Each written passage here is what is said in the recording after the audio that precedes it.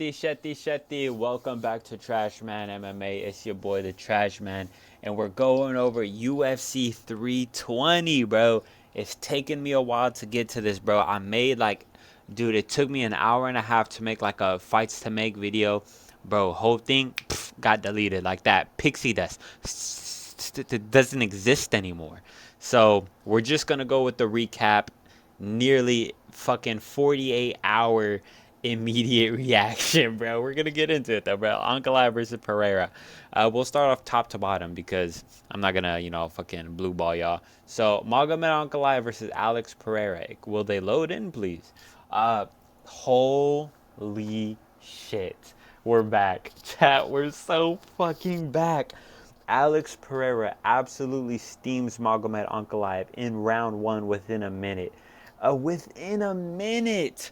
Now, apparently, there's a whole bunch of stuff coming out. Magomed Ankalaev, broken rib beforehand, coronavirus or ronavirus, whatever the fuck, broken foot. Dude, they're really coming out the wazoo with the excuses, man. I'm just saying, like, not even 24 hours later, they were dropping off so many excuses. Bro, I've never seen a fighter handle a loss so badly in my entire life. It's actually crazy, but I mean, who knows how legitimate these claims are?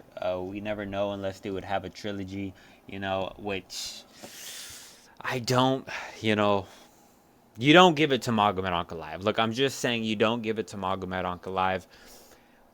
If Alex Pereira had cleared out the entire light heavyweight division, then I would say yes, give it to him, but he didn't. Similar to the Israel Adesanya kind of trilogy, Alex Pereira beats him, then gets knocked out by Izzy. Izzy regains the title. Talks of a trilogy. Izzy doesn't want it. But the difference with that is Izzy had cleared out his entire division. And he was kind of just running laps. He was choosing to fight Sean Strickland, who had just gotten a win over an unranked contender in Abus Magomedov. Alex Pereira hasn't really cleared out the entire division. He has one fighter left in the top five, which is Carlos Ulberg. Now, I know a lot of people aren't excited about a Carlos Ulberg matchup, but I'm just saying it. If you're not going to give it to Carlos Ulberg, I swear on everyone's soul but mine, if they give Yuri Prokoshka the trilogy, I'm tweaking the fuck out, bro. There's absolutely no valid reason under the fucking yellow sun as to why we should give Yuri Prokoshka the trilogy. He's done nothing. He's beat Jamal Hill. Cool, bro. You lost a round to him as well. He knocked out Khalil Roundtree. Cool, bro. You dropped 2 rounds to him, and then you got to rally back 3rd round TKO. Cool, bro. But if it's not Carlos Ulberg, Alex Pereira has to move up. I'm not a fan of him moving up. I don't think there's anything good for him up there. I frankly think he gets steamed. I think he's, if he goes up to heavyweight, he's going to be Magomed Ankalaev, in the sense that he's going to be the one getting steamrolled in a minute and finished in under 2. That's what I'm saying. So I don't think Alex Pereira moves up. Alex Pereira gets it done after all the trash talk Magomed was doing and his fucking, I don't even want to say some of the words I want to say. His double agent spy 9/11 manager, Abdel Sleaze, posting a whole bunch of junk on Twitter. Alex Pereira is not going back to the tire shop. Send Magomed Ankalaev 2-3 years tire shop and forget. And forget, brother. And forget. Alex Pereira gets it done in emphatic fashion, man. I was so hyped. I can't believe he did it. I was in such it was such a shock, man. He came out so aggressive, immediately jumps out in the first few seconds, already had, not even in the center of the octagon. In the first 5 seconds, he's already past the center of the octagon, trailing Magomed Ankalaev and stalking him down, putting pressure. Low kick forces Ankalaev into orthodox, so he's not in southpaw anymore, and he's just whamming those low kicks. Now, I will say, Alex Pereira did throw that same overhand right shot a really early in the round, and it whiffs. And Magomed Ankalaev throws like a left hand, right hand, just kind of hook combo. He did, which is weird because it wasn't really straights, which is typically what Magomed Ankalaev not relies on, but that's his bread and butter. Alex Pereira is more of the hook, guy, where Magomed Ankalaev is all the straights, and straights beat hooks. Shout out Weasel, but these shots that Ankalaev were throwing, it was like he was almost in a panic, just trying to get Alex Pereira off of him, winging big shots. It's like, all right, bro, he's winging big shots. I have to wing big shots. So he wings 2 big hooks at Alex Pereira, both narrowly missing. Narrowly. That right hand that Magomed Ankalaev nearly landed was, no joke, centimeters away from Alex Pereira's chin. This is a game of inches, man, and Alex Pereira's number didn't come up, so he evades those shots. He backs away. He's back on the pressure, low kick, and then he just uncorks that fucking right overhand haymaker. He might have been fucking drilling with Josh Emmett, bro. I don't know. They were on the same card, man. Maybe he picked up a few tips and tricks from homeboy down there, but he lands his big overhand right, not sets Ankalaev down, but wobbles Ankalaev badly. You could immediately tell that something was wrong. He stumbles. Ah, fuck, let me shoot. He shoots, doesn't get it. As we've seen, he went 0 for 12 or 0 for 11 takedowns in the first fight, so obviously wasn't going to get this panic shot takedown in the second, in the rematch. So he shoots down, he's hurt, he's wobbled. Alex Pereira literally easily stuffs, shucks him off, pushes him on the bottom, and that's when he just goes to work. Ground and pound, 12 to 6 elbows to the ribs, to the head, and I counted. He landed 23 unanswered strike on Magomed Ankalaev. Now, all of them were nearly elbows. A lot of them were just kind of pitter-pat shots with the fists, but a lot of them were elbows, and hard elbows, and Herb Dean is forced to step in. Herb Dean is forced to step in and stop the fight.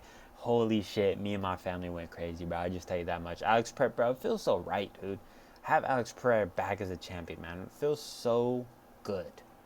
I'm just so stoked for this, man. Like, how could you not be happy? Like, I genuinely, like, I understand being a fan of Magomed Ankalaev 100%. I'm a fan of Magomed Ankalaev. He's a cool dude. Or, like, maybe not cool dude. He's just like a serious, like, kind of like low blow trash talker. I'm gonna send you back to the tire shops. Like, bro, what the fuck? Like, what the hell, bro? I don't know. It's just kind of fucked up. But he's a cool fighter, right? He's entertaining. He's not as boring as people say. I don't mind him as champion, honestly. But Alex Pereira as the champ is just different, bro. It's just, I don't understand how, like, literally just like Dagestani Glazers can just like Kenny Okoye can, like, literally just be sad at this, like, be sad at this. Like, how can you just, like, look at this and honestly be sad? Like, yeah, you're cool, you're a fan of Magomed Ankalaev, but to say you hate Alex Pereira, which fucking Kenny Okoye has on multiple occasions, it's just like, dude, why are you just such a bitch? Like, I just don't get it. Like, how could you just be such, like, a fucking fed? It's so dumb. I don't know. It's so dumb to me. But Magomed Ankalaev, he'll be back. I wish I had that matchmaking video ready to go, bro. I'm telling you, it was a banger. Let me know if you guys want that. I'll make it again if I can. If you guys don't want it, though, just, fucking don't say anything. But on to the next, man. On to the next. Let's get into Merab versus Corey Sandhagen. Yo, bro, white boys were going crazy for Corey in this first round, dude. White boys were off their rocker. Once we seen Corey Sandhagen fucking do his shit in round 1, man. Like, look at those strikes, dude. 27 to 11 on significant strikes. Corey Sandhagen was, no kidding, doing his fucking shit in that first round, man. He was looking really good. He was getting real low and matching Merab's level, so he could really stuff those takedowns a lot easier in a way. But I think it kind of backfired since he was putting his legs closer to Merab, so he was able to hike up that single leg a lot easier. Even though he never really got it, it was always still there for the taking, which he took advantage of. Even though he never got the single leg takedown, he would still hike it up. And, towards the end of the rounds, though, he was getting them fairly simply. And he not only was he getting them, but he wasn't really, it's almost like he stopped hiking it or it's not like it's like he almost stopped going for the takedown and just started going for like flips. He would just like lunge Corey up into the air, and it wasn't like a, oh, let me get a takedown. It was more like, I'm gonna just throw you in the air, which is kind of what Merab kind of just like switched his game plan to. Instead of like, dragging to the ground, he said, fuck, I'm gonna throw you onto the ground. So Corey Sandhagen had a good first round, landing a lot of good shots, nearly looking like he hurt Merab on multiple occasions, but definitely won that first round. And we were all hyped. We're almost like, damn, Corey figure out the puzzle? Did Corey figure out the puzzle? Then the second round happens. And then Merab 10-8 Corey Sandhagen. Nearly knocks him out. Nearly finishes him, honestly. If Corey Sandhagen had done that to Merab, I think the fight would have gotten stopped. I think that was a very plausible sequence where you could have finished, where the fight could have been stopped, and it'd been like, bro, like, I don't know, dude, you weren't gonna fucking recover. But Corey recovered. He showed that, all right, maybe Mark Goddard, maybe he's gonna stopping these fights a little earlier, which is good. But Corey Sandhagen makes it out alive somehow, man. Claws his way back from the depths of getting knocked out by Merab, which honestly would have been probably one of the most embarrassing losses of all time. Getting knocked out by Merab. I mean, that's brutal, man. That's brutal. But even that visual of the second round, it's gonna haunt Corey for the rest of his career.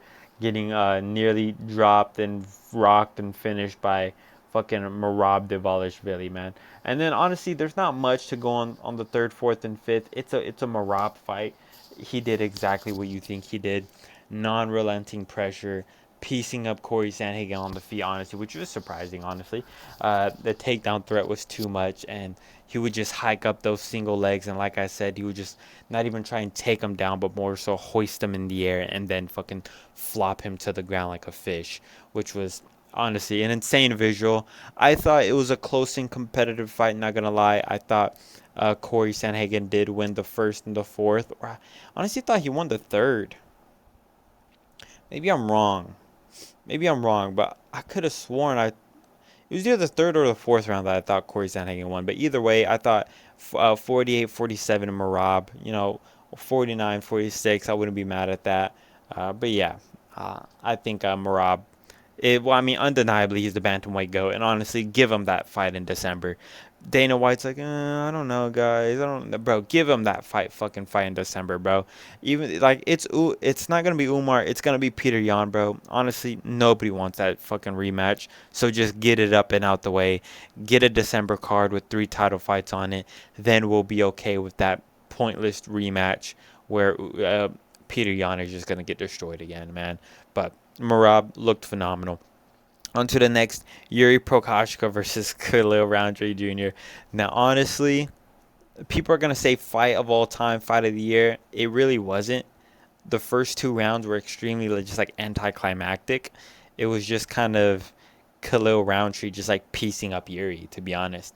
Like, Yuri didn't really do anything in the first few rounds. He was just kind of getting like the shit beat out of him. And I'm convinced he went into this fight with a broken leg. Nobody can tell me that he didn't have a broken or torn something. I mean, not broken leg, but torn ACL, torn MCL, meniscus, whatever, man, whatever you want to call it. Or maybe it was just the low kicks of Khalil Roundtree Jr. that got to Yuri. But man, Yuri was extremely compromised in this fight. The first 2 rounds, I believe it was the second round, he just starts like hopping, like, and it's not like a weird Yuri hop like he usually has. He's a weird dude, so I get it. He has weird movement at times, but it wasn't one of those. It was more like I'm compromised. I'm hurting right now. I'm using my karate stance and I'm like nearly falling over myself. It was almost like he had that perennial nerve action going on. It was like his feet just weren't under him at times. But he loses the first round extremely clearly, in my opinion. He loses it. Second round, same thing. His leg is looking even more compromised. But towards the end of the round, you see it. He found his range. That jab. He starts jabbing Khalil's fucking face off. He starts bop, bop, bop, bop, just over. It was like a string of like 5 jabs, and that's when you knew, oh, he has his range, he has his number. This third round is going to be dangerous. And I think Khalil knew that, because going into the third round, Khalil's like, fuck, this guy was piecing me up at the end of that second round. I still won the second round, but I can't go through that again for 5 more minutes. So I got to go out there, fucking blow my load, pause, and try and get this guy out of here. And that's what he did. He went out there, guns blazing, fucking hooks, overhands, teep kicks, low kicks. He really just threw everything out there in the first like minute of that third round. And I think that was honestly the downfall. I think if he kept playing his game of just low kick, body kick, just that game that he was playing for the first 2 rounds, I think he would have won. But I think, this is going to sound corny, but him throwing all of those wild shots and hitting Yuri was fucking headbutting his shots. Just boom, boom, laughing at him. And I think that's when he awoke that fucking warrior samurai in Yuri Prokoshka. And I think that was the downfall of Khalil. Going too crazy, bringing Yuri in, starting the fire so Yuri can walk through it and finish Khalil Roundtree Jr., which I'm glad to see, honestly. It's not that I hate Khalil Roundtree Jr., but I do hate the fact that he has custom shorts. Hey, let's not give Yuri Prokoshka, the former fucking champion of the world, custom shorts. But let's give this fucking bum custom shorts because he had an entertaining fight one time and he was fat. Cool, bro. Kamaru Usman doesn't have custom shorts, bro. Why the fuck are we giving Khalil Roundtree Jr. custom shorts? Pitiful. So I love to see him slump out on the floor with those custom shorts. It was amazing. On to the next. Josh Emmett versus Yusuf Zahabo, Yusuf Zalal. Man, I was honestly hyped. I was like super tired. I was nearly falling asleep when this fight came on, and I was like, dude, I might miss the main event, bro. I might miss the rest of the card, dude. I might have to fall asleep right now. But Yusuf Zalal, man, he saves me. Save us, Yusuf Zalal. Immediately, the nastiest takedown of all time. Lures Josh Emmett in. Josh Emmett doesn't land a fucking strike. Yusuf Zalal gets the nastiest, like, just spear takedown of all time, man. Drags him to the ground. Gets him almost like in a... He ends up on bottom, which I thought was going to be dangerous because I was like, man, if Josh Emmett's on top of you, that's kind of bad.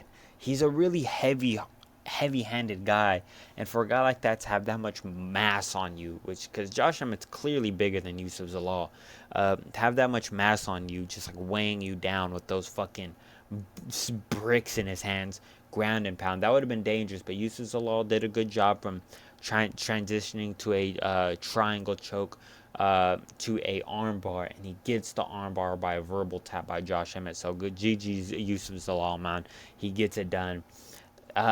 Bright things in the fucking future for Yusuf Zalal if that's what he's doing to Josh Emmett. And all I'm gonna say, the matchmaking video I was doing, Yair Rodriguez, your time has come.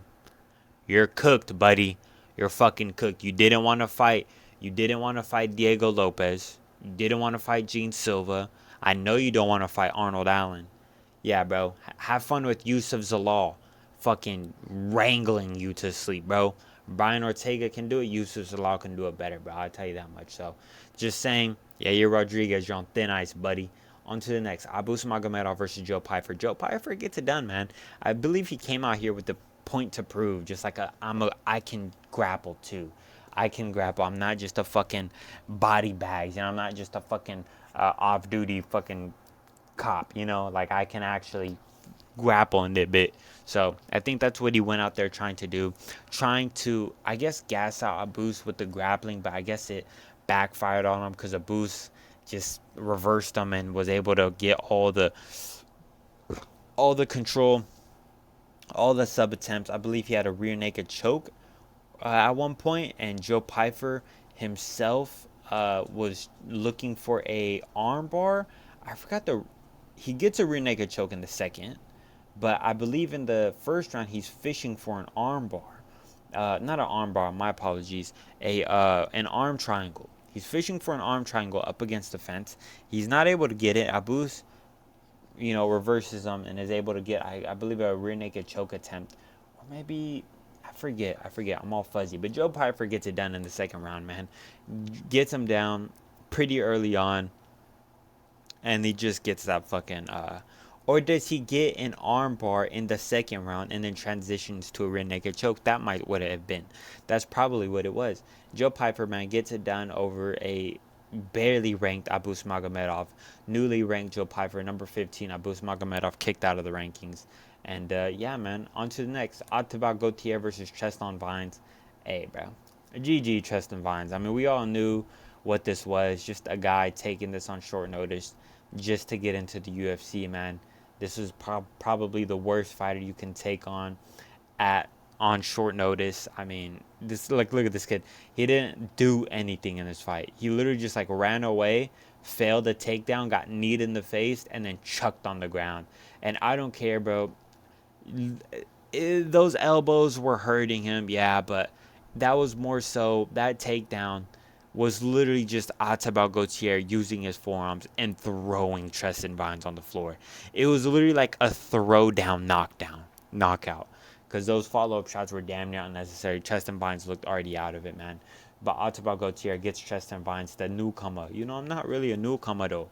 He gets him up out of there in the first round, man. What did anybody expect? Onto the down a fight. Daniel Santos versus Ju Sang-yu.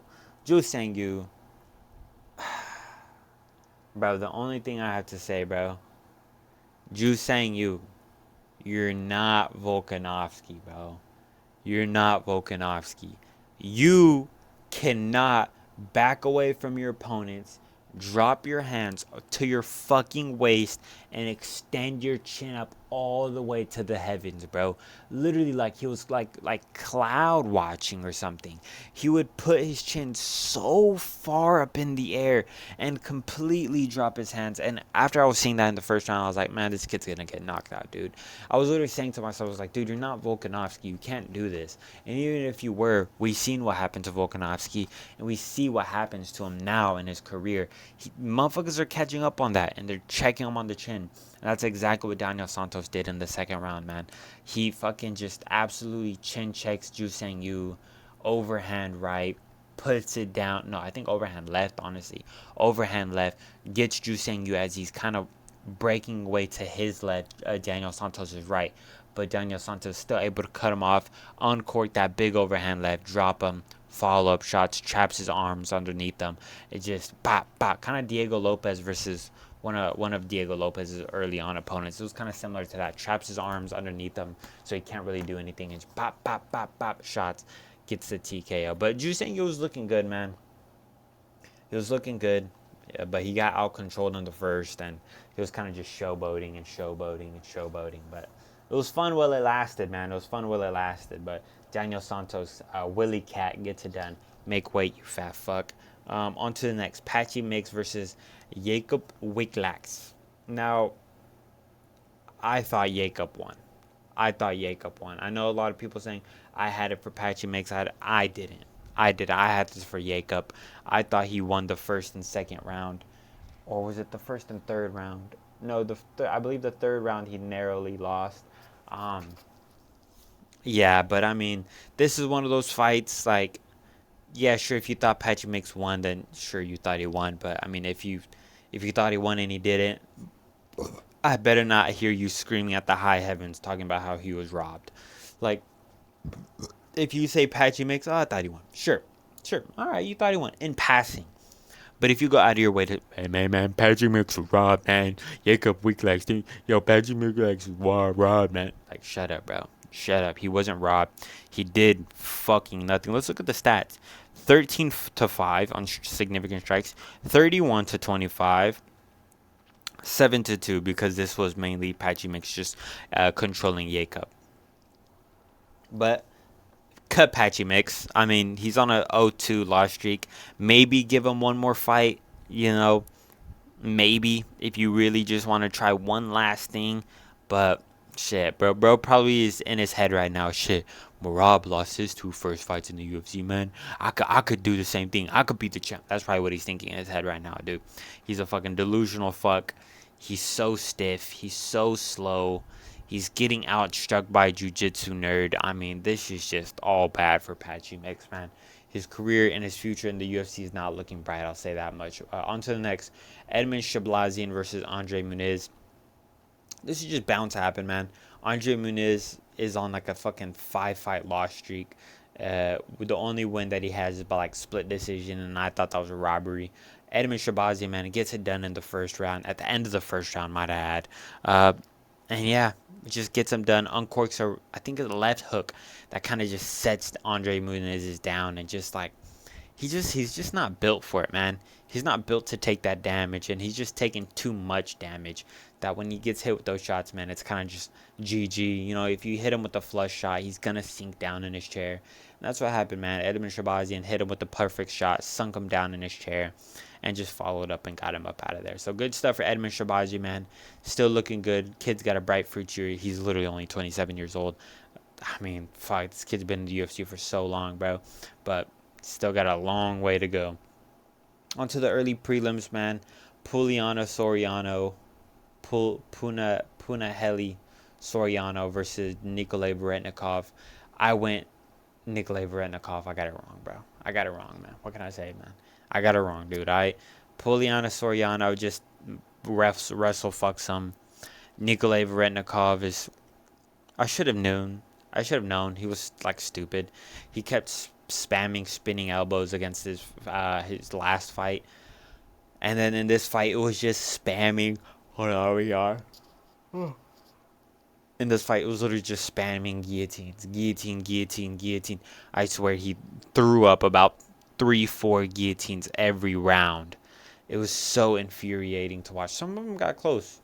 Not gonna lie, but too high. He was never gonna get up, man. And Puliano just kind of just dragged him down and beat him up. And that's all I have to say there. Macy Chasson versus Yana Santos. I didn't watch it. I didn't watch it. Chris Gutierrez versus Farid Basharat. Farid Basharat wins the first 2 rounds, and Chris Gutierrez picks up in the third, nearly drops Farid Basharat in the second, or in the third, I should say. I believe in the second, though, it was the opposite. Farid Basharat looked like he was about to finish Chris Gutierrez. He hits him with a clean 1-2. Just a clean 1-2, and that 2 wobbles Chris Gutierrez bad. But in the third round, Chris Gutierrez got a nice little motivational pep talk from his coach and actually puts pedal to the metal and wins the third round. But yeah, Farid Basharat just did too much in the first 2. Got those 2 rounds solidified. Chris Gutierrez couldn't get it done. And, you know, Farid Basharat looking pretty good, man. Got to give this kid a ranked opponent, you know. So, I mean, he had a better showing against Chris Gutierrez than Song Yadong did. I don't think that's debatable.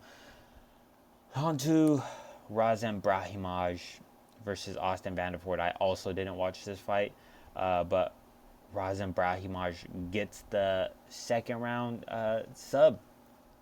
It was like a guillotine of some sort, or a ninja choke, or something like that. I don't know. But he gets it done.